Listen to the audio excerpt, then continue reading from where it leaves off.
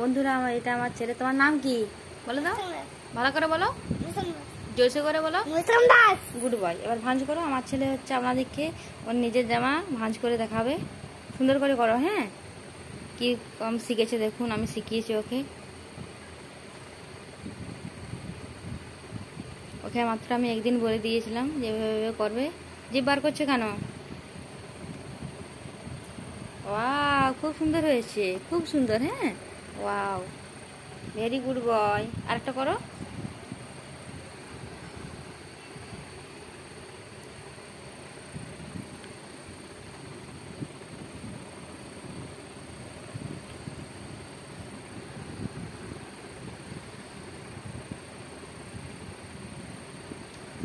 বন্ধুদেরকে দেখাও, বলে এই দেখো বন্ধুরা, বলে এই দেখো আমি ভাঁজ করেছি নিজে, বলো।